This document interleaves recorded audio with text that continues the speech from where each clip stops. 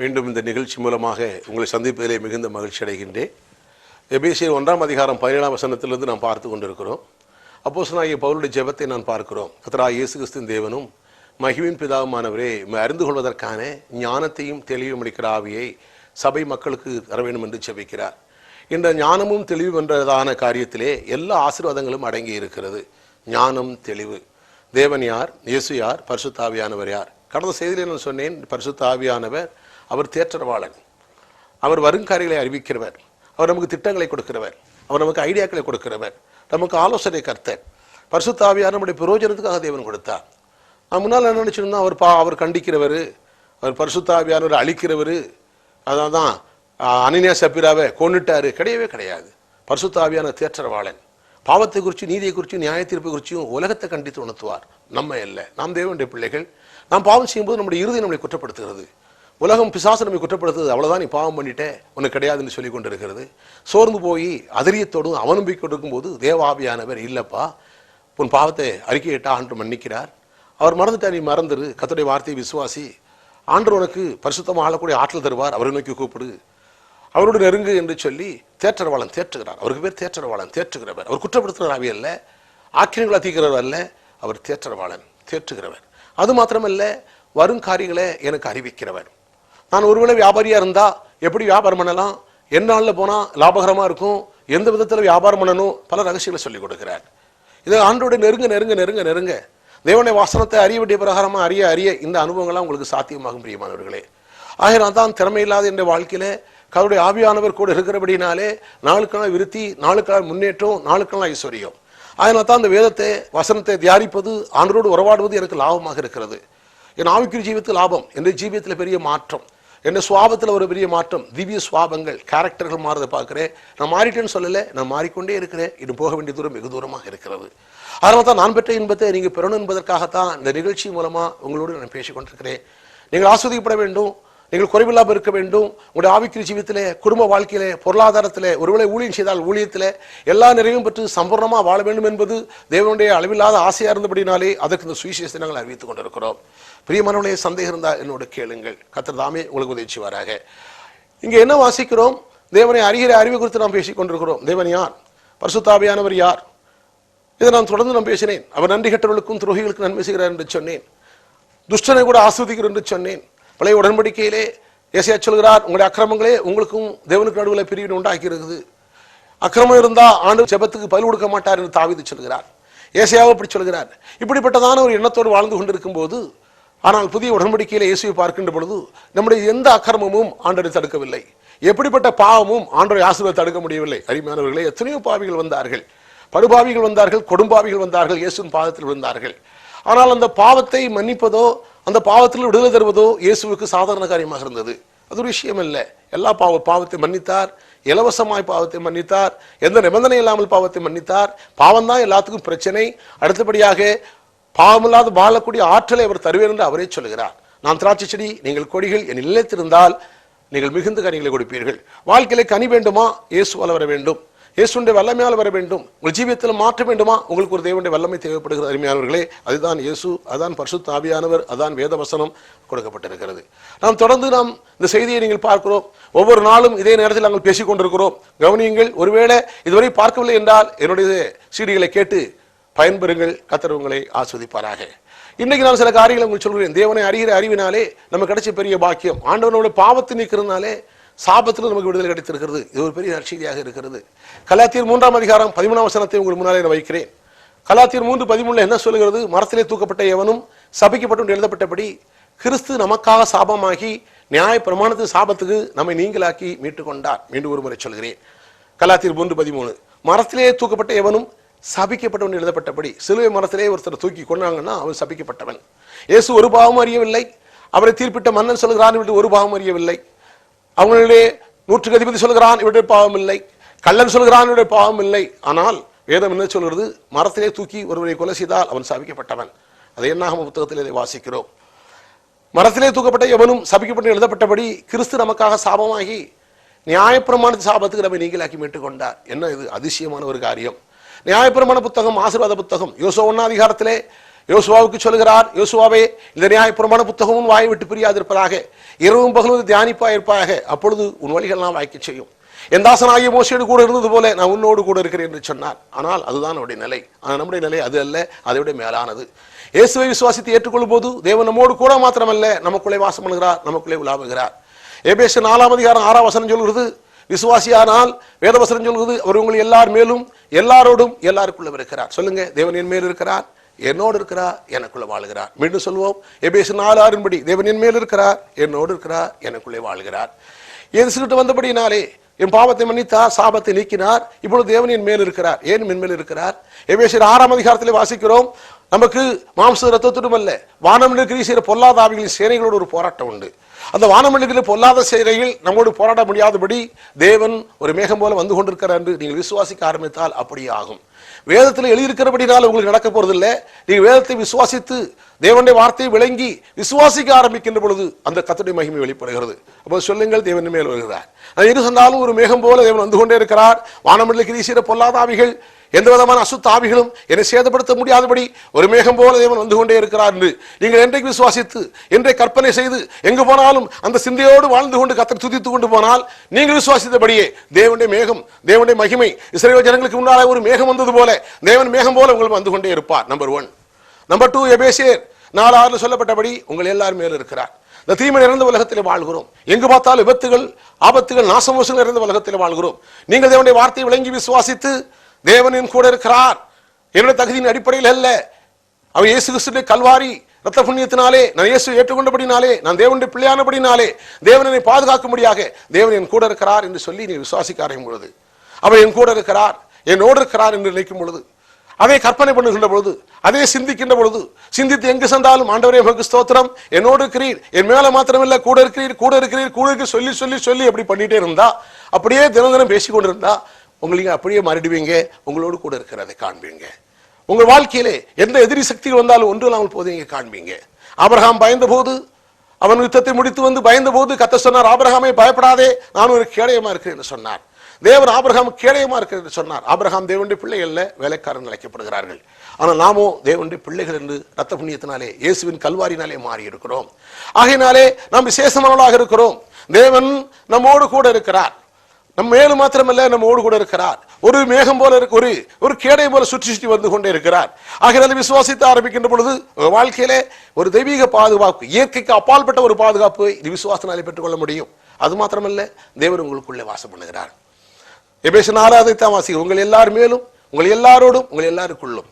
நான் முன்னாள் நினைச்சிட்டு இருந்தேன், ரட்சிக்கப்படுறதுக்கு முன்னாலே தேவன் மேல இருந்தாரு, ரட்சிக்கப்பட்டா கூட வந்தாரு, அபிஷேகம் பட்டா உள்ள வந்தாரு நினைச்சிட்டு இருந்தேன். ஆனா அவசரம் அப்படி சொல்லல. விசுவாசி ஆயிட்டா, இயேசு ஏத்துக்கிட்டா 3 விதத்துல வேலை செய்கிறார். எல்லார் மேலும், எல்லாரோடும், எல்லாருக்குள்ள இருக்கிறார். சொல்லுங்க, தேவன் என் மேல் இருக்கிறார், தேவன் என்னோடு இருக்கிறார், எனக்குள்ளே வாழ்கிறார். மீண்டும் சொல்லுவோம், தேவன் என் மேல் இருக்கிறார், என்னோடு இருக்கிறார், எனக்குள்ள இருக்கிறார். வானமண்டலத்தில் செய்கிற பொல்லாதாவி என்னை சேதப்படுத்தாத முடியாதபடி தேவன் மேலே மேகம் போல வந்து கொண்டிருக்கிறார். நீ எதை நினைச்சு கர்த்தரை துதியுங்கள், அதே நினையுங்கள், அப்படி ஆகும். அது மாத்திரமல்ல, என்னோடு கூட இருக்கிறார். இந்த உலகத்தில் எந்த தீய சக்திகளை சேதப்படுத்தி விடாதபடி தேவன் கேடயம் போல எனக்கு கோட்டையாக, அரணாக, அடைக்கலமாக, துருகமாக, என் பாதுகாப்புவராக சர்வவல்லமையுள்ள தேவன் என்னை சூழ்ந்து வந்து கொண்டே இருக்கிறார் என்று நீங்கள் விசுவாசித்து நீங்கள் தொழிலை ஆரம்பித்தால் அல்லது ஊழியத்தை ஆரம்பித்தால் நிச்சயமாக வாழ்க்கையிலே அந்த பிரசனத்தை நீங்கள் காண்பீர்கள். அது மாத்திரமல்ல, 3வது ஒரு காரியம் சொன்னார், உங்கள் எல்லார் மேலும், உங்கள் எல்லாரோடும், எல்லாருக்குள்ள இருக்கிறார். உங்கள் மேல் இருக்கிறது மாதிரி உள்ளே இருக்கிறார். எதற்காக உள்ளே இருக்கிறார்? நான் பாவம் செய்யாதபடி என்னை பாதுகாக்க, எனக்கு பரிசுத்தமா வாழக்கூடிய ஆற்றலை கொடுக்க, ஆனால் தான் விசுவாசத்தால் கிறிஸ்து உங்கள் இதயத்தில் வாசமாயிருக்கவும் என்று பேசுகிறார். அவருடைய ஆவியிலே உள்ளான மனுஷன் வல்லமையாய் பலப்படவும். அப்படியானால் தேவன் ஆவி மனிதன் ஆவியிலே இருதயத்திலிருந்து எனக்கு ஒரு வல்லமை கொடுக்கிறார், ஆற்றலை கொடுக்கிறார், பரிசுத்தமா ஜீவிக்கூடிய ஆற்றலை கொடுக்கிறார். எனக்கு தெரியும் பாவம் பண்ணினா கேடு வரும்னு தெரியும். 38 வருடமாக வியாதியா இருந்த ஒரு மனிதனை இயேசு கண்டார். எந்த விதமான நிபந்தனையும் இல்லாமல், எந்த விதமான கண்டிஷன் இல்லாமல், எந்த விதமான எதிர்பார்ப்பும் இல்லாமல் இலவசமாக சுகமாக விரும்புகிறாய் என்று சொன்னார். அவன் பாவங்கள் எவ்வளவு பெரிய இருக்கலாம், அவனுடைய அக்கிரமங்கள் இருக்கலாம், அவனுடைய மீறுதல் இருக்கலாம், எதுவா இருந்தாலும் பரவாயில்லை. இயேசு கிறிஸ்து செய்கிற அற்புதத்துக்கு எந்த பாவமோ எந்த சாவமோ தடையாகவில்லை. அவனை இலவசமாய் உன் படுக்கை எடுத்துக்கொண்டு நட என்று சொன்னான். அவன் அற்புதமான சுகத்தை பெற்றான். ஆனால் வழியிலே இயேசு அவனை கண்டு, நீ இப்போது சுகமானாய், ஆனால் உனக்கு கேடு வராதபடி பாவம் செய்யாது என்று சொன்னார். அப்படியானால் பிரியமானவர்களே, பாவத்தினாலே மனுஷனுக்கு கேடு வருகிறது. ஆகையினால் தான் தேவனை அறிகிற அறிவிலே அப்போ எனக்கு தெரிகிறது, ஐயோ நான் பாவம் செஞ்சால் கேடு வரும், ஆகையினாலே எனக்கு பாவம் செய்யாமல் வாழக்கூடிய ஆற்றல் இயேசுவால் வருகிறது. அதைத்தான் நான் பேசிக்கொண்டு தேவன் எனக்குள்ளே வாழ்கிறார். உங்கள் எல்லார் மேலும் எல்லாரோடும் எல்லாருக்குள்ளே இருக்கிறார். அப்ப எனக்குள்ள இருக்கிற காரணம் என்ன? நான் விசுவாசிக்கிறேன், நான் பரிசுத்தமா வாழக்கூடிய ஆற்றல் எனக்கு தருகிறார். அல்லது நான் வியாபாரம் செய்தால் எப்படி செய்ய வேண்டும் என்று ஆலோசனை கொடுக்க எனக்குள்ள வாசிக்கிறார். என்னை உயிர்ப்பிக்க, எனக்கு வசனத்தை கற்றுக் கொடுக்க பல விதத்தில் எடுத்துக்கொள்ளலாம். என்னை உற்சாகப்படுத்த, என்னை பரவசப்படுத்த, என்னை மகிழ்ச்சியாக்க. ஆனால் அது அருமையானவர்களே, தேவன் நேரத்தை செலவிட எத்தனையோ இரவு நேரங்களில் எழுந்திரித்து நடுதீசி வேலையில எழுந்திரிச்சு நடனம் ஆடிக்கொண்டிருக்கிறோம். தாங்க முடியாத சந்தோஷம். வெளியில சென்றா சந்தோஷம், வெளியில உட்கார்ந்தா சந்தோஷம், வியாபாரத்தில் சந்தோஷம், குடும்பத்தில் சந்தோஷம். என்ன என் ஆனந்தம், சொல்ல முடியாத ஆனந்தம். காரணம், இயேசு ஆனந்தத்தை கொடுக்கிற இயேசு உள்ளே வாழ்கிறார். அவர் உள்ளே வாழ்கிறார், கூட இருக்கிறார், மேலே இருக்கிறார். சரி, கலாத்தியர் 3:13 என்ன வாசித்தோம்? தேவனை அறிகிற அறிவிலே சாபத்தில் மீட்கப்பட்டோம். என்ன நியாயப்பிரமாண சாபத்தை நம்ம நீங்களாக்கி மீட்டுக்கொண்டோம் என்று நான் சொன்னேன். என்ன செய்கிறார்? உபாகமம் 28 சொன்னேன், உன் தேவனாய கர்த்தருடைய கட்டளைகள் இப்படி செஞ்சா, நடந்தா, கவனமா கேட்டா உனக்கு ஆசீர்வாதம், செய்யவில்லை என்றால் உனக்கு சாபம். உபாகமம் 28 என்ன நடக்கிறது என்றால், ஒரு 14-15 வசனங்களை பார்த்தால் ஆசீர்வாதத்தை குறித்து அள்ளி வீசுகிறார். உன் களஞ்சிகள் நிரம்பி வழியும், உன்னை அநேக ஜாதிகளுக்கு கடன் கொடுப்பா, நீ கடன் வாங்காதிருப்பா சொல்லிட்டு வசனத்தை கேட்கலன்னா, வசனப்படி நடக்கலன்னா அதுக்கு பிறகு சொல்றாரு 64 வசனம் வரைக்கும் சாபத்தை பேசுறார். நீ பட்டணம் சபிக்கப்பட்டிருப்பா, வெளியில சபிக்கப்பட்டிருப்பா, வசனத்துப்படி வாழலன்னா. நீ வசனத்துப்படி வாழவில்லை என்றால் சாபம் என்று சொன்னார். நியாயப்பிரமாணத்துப்படி வாழ்ந்தால் ஆசீர்வாதம், வாழவில்லை என்றால் சாபம். அந்த நற்செய்தி என்ன? இயேசு கிறிஸ்துவால் கிடைச்ச மாபெரும் பாக்கியம் என்ன? அதைத்தான் இன்று நீங்கள் விளங்கிக் கொள்ளும்படியாக வசனம் சொல்லுகிறேன். நாம் சாபத்திலிருந்து மீட்கப்பட்டிருக்கிறோம். அதை இன்னும் நான் தெளிவுபடுத்துகிறேன். அருமையானவர்களே, ஆசீர்வாதத்தை அள்ளி வீசின தேவன் 14 வசனங்களில் ஆசீர்வாதத்தை சொல்லிவிட்டு 64 வசனங்கள் சாபத்தை பேசுகிறார். வாழ்க்கையில தரித்திரம் வராது சாபம், வாழ்க்கையில குறைவு வரும் சாபம், வியாதி வரும் சாபம், சரீரத்தில் பிரச்சனை வரும் சாபம், இதெல்லாம் சாபம் சொல்கிறார். இது எப்படி? பிரமாணத்துப்படி வாழவில்லை என்றால், பிரமாணத்துப்படி ஜீவிக்கவில்லை என்றால் அவனுக்கு சாபம். நற்செய்தி என்ன? நான் புறஜாதியாச்சே, நான் யூதன் அல்ல, நான் புறஜாதி, நான் நீங்களும் புறஜாதி. இப்போ நான் வேதத்தின்படி வாழவில்லை, வேதத்தின்படி ஜீவிக்கவில்லை, நியாயப்பிரமாணத்தின்படி வாழவில்லை, ஆகையினாலே சட்டப்படி என்ன வந்திருக்க வேண்டும்? சாபம் தான் வந்திருக்க வேண்டும். காரணம், நான் நியாயப்பிரமாணத்துக்கு நான் விரோதியாக இருந்தேன்.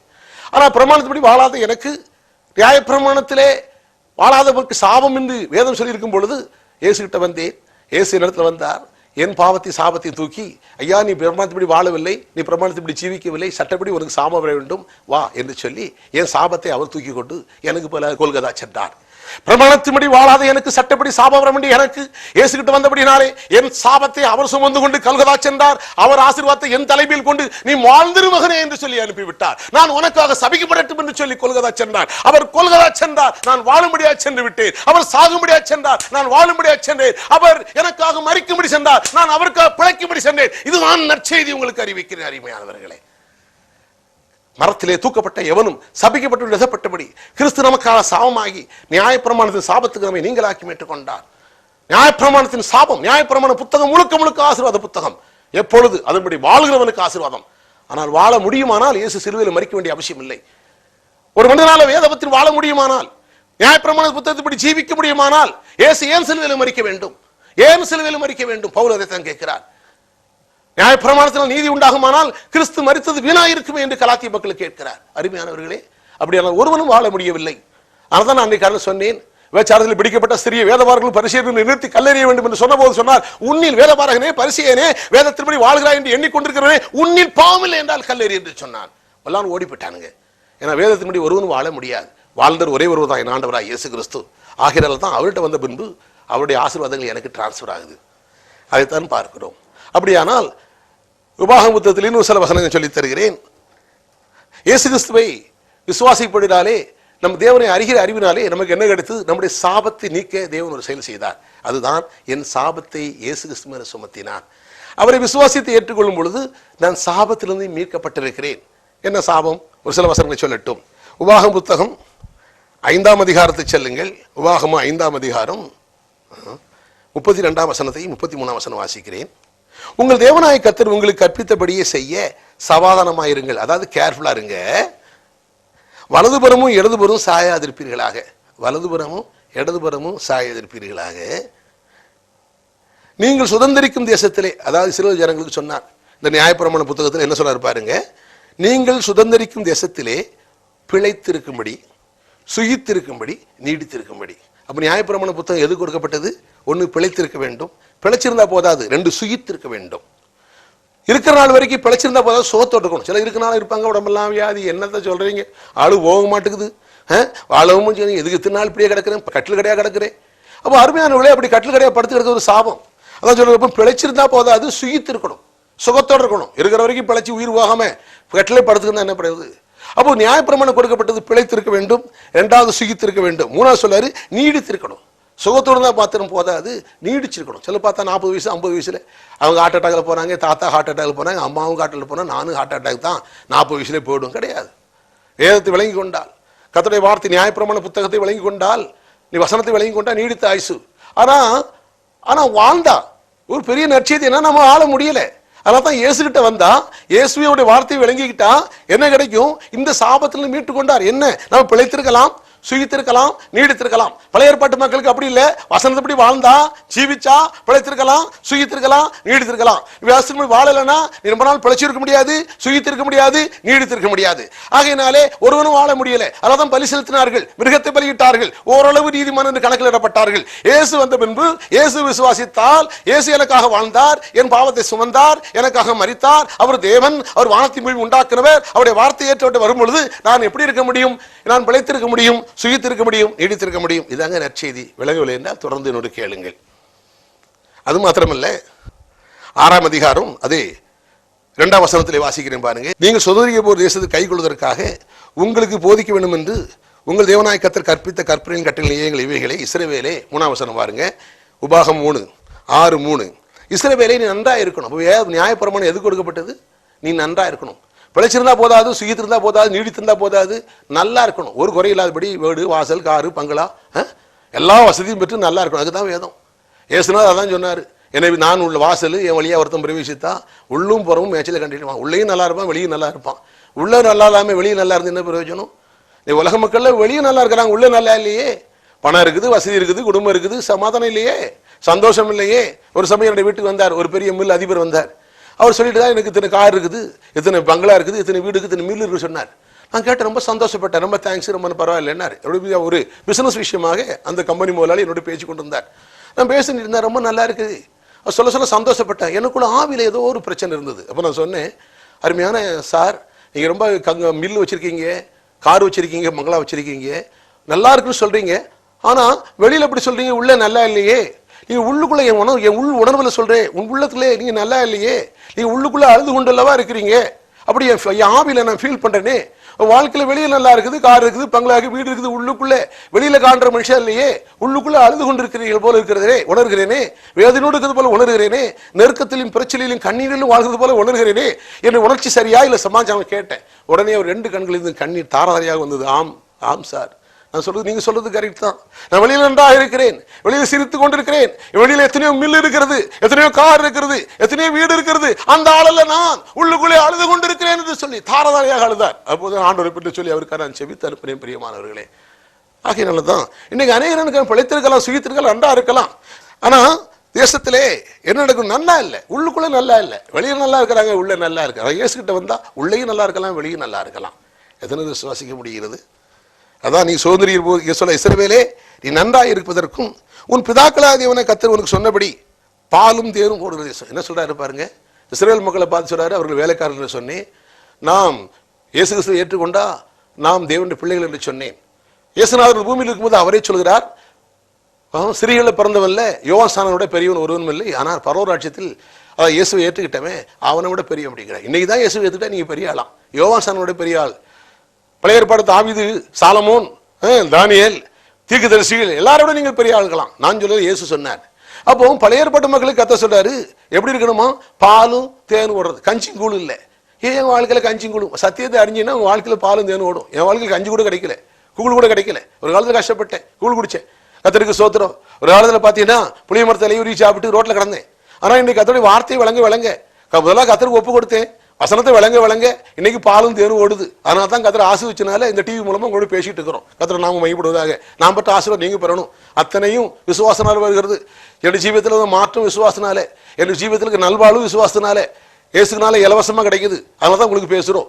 நீங்களும் நல்லா இருக்கணும், ஒரு குறையும் இல்லாம இருக்கணும். நீங்க உயர்ந்தா தேவனுக்கு பெருமை, நீங்க நல்லா இருந்தா தேவனுக்கு பெருமை. கோடீஸ்வர தேவனுடைய பிள்ளை பிச்சைக்காரனா இருந்தா கோடீஸ்வரனுக்கு அவமானம். எத்தனை விசுவாசிக்கிறீங்க? கோடீஸ்வர தேவனுடைய பிள்ளை பாவத்தில் இருந்தா கோடீஸ்வரனுக்கு அவமானம். தேவநாமம் தூசிக்கப்படக்கூடாது. அப்ப சத்தியத்தை அறிகின்ற பொழுது ரட்சிக்கப்படுது ஒரு பகுதி, சத்தியத்தை அறிகிறது அடுத்த பகுதி. அதான் தீமோத்தேயு எழுதுறாரு, எல்லா மனிதரும் ரட்சிக்கப்படணும், சத்தியத்தை அறிகிற அறிவு அடையணும். அருமையானவர்களே, இந்த சத்தியத்தை அறிவு அடைவுக்கு தான் பிரசங்கம் பண்ணி கொண்டிருக்கிறோம். ஆனா நற்செய்தி என்ன தெரியுமா? நான் வாழலை, நான் ஜீவிக்கல அப்படின்னு என் வாழ்க்கையில் எனக்கு சாபம் தான் வந்தது. ஆனா இயேசு கலாத்தியர் 3:13 படி இயேசு கிறிஸ்து வந்து வாழாத எனக்கு, சபிக்கப்பட்ட எனக்கு இயேசு ஏற்றுக்கொண்டபடினாலே என் சாபத்தை அவர் சுமந்துட்டு அவர் ஆசீர்வாதத்தை எனக்கு கொடுத்து நீ வாழ்ந்துட்டு சொல்லி என்னை வாழ வச்சுட்டு அவர் சாக போனார். அதான் என் பாவத்துக்காக மரித்தார். எத்தனை விசுவாசிக்கிறீங்க? இது பெரிய காரியம். பாலும் தேனும் ஓடுற தேசத்தில் மிகவும் விருத்தி அடையணும். உங்க வாழ்க்கையில விருத்தி இருக்கணும், தொழில விருத்தி இருக்கணும், குடும்பத்தில் விருத்தி இருக்கணும். அதான் வேதம். வேதம் கொடுக்குறது நான் ஒன்றும் இல்லை பிரதர், கத்திரிக்காய் ஒன்றும் இல்லை, எல்லாத்தையும் விட்டுட்டேன் இல்லை. உங்க குடும்பம் விருத்தியா இருக்கணும், நீ நல்லா இருக்கணும், விருத்தி அடையணும். ஆவிக்குரிய ஜீவிதத்தில் விருத்தி இருக்கணும், பூமிக்குரிய ஜீவிதத்தில் விருத்தி இருக்கணும். வெறும் உலக மாத்திரம் விருத்தி ஒன்றும் வேஸ்ட். உள்ளே விருத்தி இருக்கணும், வெளியே விருத்தி இருக்கணும். என்ன வாசி பாருங்க, பாலும் தேனும் ஓடுற தேசம். வாழ்க்கை பாருங்க, பாலும் தேனும். அதான் எப்பவும் சொல்லுவேன், அநேக ஊழியர்கள் மீட்டிங்கில் நான் பேசுறது உண்டு. பாருங்க, இன்னைக்கு வாழ்க்கையில கத்தோட சித்தம் அதுதான், பாலும் தேனும். கஞ்சியங்குழுல பாலும் தேனும். கத்தர் உச்சிதமான கோதுமை கண்மலின் தேனினால் உன்னை போஷிப்பார். அப்படிதான் இருக்குது. கத்தர் நம்முடைய பிள்ளைகள், ஆண்டுடைய பிள்ளைகள் நன்றாக உடுத்துட விரும்புகிறார், நன்றாக சாப்பிட விரும்புகிறார். அவர் பாலும் தேனும் உங்க வாழ்க்கையில் நிரம்பி வழிபடும் என்று விரும்புகிறார். எத்தனை விசுவாசிக்கிறீங்க? அப்போ பாலும் தேனும் வருவதுக்கு தான் தேவன் தன் மகன் இயேசுவை கொடுத்தார். இந்த பாலும் தேனும் உங்க வாழ்க்கையில் வருவதுக்கு தான் பரிசுத்த ஆவியை கொடுத்தார். என்ன பிரதர் இப்படி சொல்றீங்க? தொடர்ந்து கேளுங்க. பாலும் தேனும் இல்லை, கஞ்சியும் கூழும் தான் இருக்குது. இல்லை, இதை மாத்திரம் தான் சுவிசேஷம். உலகத்திலே வந்து எந்த மனிதனையும் பிரகாசிக்கிற மையான ஒளி. எந்த விதமான கஞ்சிலையும் கூலியில் இருக்கிற மனுஷனே பாலும் தேனும் ஓடுற வாழ்க்கையில ஆவிக்குரிய ஜீவித்திலும் பூமிக்குரிய ஜீவித்திலும் ஒரு குறைவில்லாதபடி, ஒரு தாழ்ச்சி இல்லாதபடி, ஒரு பற்றாக்குறை இல்லாதபடி எல்லாவற்றையும் மாற்றுவதற்கு தான் கர்த்தர் சுவிசேஷத்தை கொடுத்திருக்கிறார். அதான் நற்செய்தி அறிமானவர்களே. அதுதான் உங்களுக்கு பிரசங்கிக்க முடியாது வந்திருக்கிறோம். என்ன சொல்றாரு? இந்த தேசத்திலே பாலும் தேனும் ஓடுகிறதான தேசத்திலே உபாகமம் 6ஆம் அதிகாரம் என்ன சொல்றாரு? இஸ்ரவேலை நன்றாக இருப்பதற்கும் உன் தேவனாய கர்த்தர் உனக்கு சொன்னபடி பாலும் தேனும் ஓடுகிற தேசத்தில் மிகவும் விருத்தி அடைய வேண்டும். உன் தொழிலில் விருத்தி வர வேண்டும், குடும்ப வாழ்க்கையில் விருத்தி. மிகவும் விருத்தி இல்லை, மிகவும் விருத்தி. விருத்தி அல்ல, மிகவும் விருத்தி. என் ஆண்டவர் கொடுக்கறதல்ல, ஏதோ பிச்சு பிச்சு கொடுக்கறதில்ல, தேவையை சந்திக்கிறதில்ல, தேவைக்கு மேலா கொடுக்கிறவர். காணா வீட்டில் காணா ஊரில் கல்யாணம் வந்துச்சு, கொஞ்சம் ரசம் தீர்ந்து போச்சு. ஆண்டவர் கொஞ்சம் தர ரசம் தீர்ந்து போச்சு, அப்பா சரிப்பா எவ்வளவு தீர்ந்து போச்சு, ஒரு சக்கா 2 சக்கா அப்படி கொடுக்கல. எவ்வளவு தொட்டியில எல்லா நேரமும் கச்சாடி குளிக்கிறது, கைகால வச்சு அத்தனை சட்டியிலும் எவ்வளவு தண்ணியை நிரப்பிட்டு பார்த்தா எல்லா ரசமாக்குனார். தேவைக்கு மேல கொடுக்கிறவர். இஸ்ரவேல் ஜனங்கள் வனாந்தரத்தில் இறைச்சி கேட்டாங்க. இறைச்சி கேட்டோடனே ஆண்டவர் சொன்னாரு, எப்பா இறைச்சி கேட்கறாங்க? ஆண்டவர் சொன்னாரு, சரிப்பா 1 மாசம் போயிப்பாங்க. மோசேக்கு விளங்குற என்ன ஆண்டவர் சொல்லு சரிதானா? எங்கிட்ட ஆடு மாடு அடிச்சு போட்டாலும் கிடைக்குமா? சமுத்திரத்தில் மச்சங்கள் எல்லாம் மீன்கள்லாம் போட்டா கூட 1 மாசம் குடிக்கிற எங்கிட்ட இத்தனை லட்சம் மனங்கள் இருக்கிறாங்களே, எப்படி கொடுக்க முடியும்? என்ன சொல்றாரு? அப்பதான் கர்த்தர் கேட்கிறாரு, என்ன மோசே கர்த்தர் கை குறிச்சா? கர்த்தரை கையாளாக நினைச்சிட்டு இருக்கிறியா? கர்த்தர் கை குறிச்சா? கர்த்தரால் முடியாதுன்னு நினைக்கிறியா? இன்னைக்கு நம்முடைய அறிவு என்ன சொல்லுது? மாம்சம் நினைச்சு அது எப்படி முடியும்? அது எப்படி நடக்கும்? அது எப்படி வரும்? இதுதான் நம்முடைய கேள்வி. விசுவாசித்தால் மகிமையை காண்பா. அது எப்படி எனக்கு தெரியாது, என்ன செய்வார் எனக்கு தெரியாது. நான் விசுவாசித்தேன், எனக்கு சூழ்நிலை மாறியது, கர்த்தர் திட்டங்களை மாற்றினார். நீங்கள் விசுவாசித்தால், நான் சும்மா ஒரு வார்த்தை விசுவாசிப்பதில்லை, எழுதப்பட்ட வார்த்தையை பேசிக் கொண்டிருக்கிறேன், எழுதியிருக்கிறபடி நான் பேசுகிறேன். அதை விசுவாசித்தால் மகிமையை காண்பா. கர்த்தர் கொடுத்தால கொடுக்கலையா? இறைச்சியை போட்டார், எல்லாம் நாரி போச்சு. மயில் கணக்கா காடைகள், ஒரே காத்து தான் வீசினா, ஒரு காடை பிடிக்க முடியாது. இன்னைக்கு அவங்க பிரயாசப்பட்டு காடை பிடிக்க அலைகிறாங்க. காடை பிடிக்கிறது இல்லை, கர்த்தருடைய ஆசீர்வாதம் ஐஸ்வர்யத்தை கொண்டு வருகிறது. கர்த்தர் ஒரு காற்றை வீச பண்ணினார், காடைகள்லாம் வந்து விழுகிறது.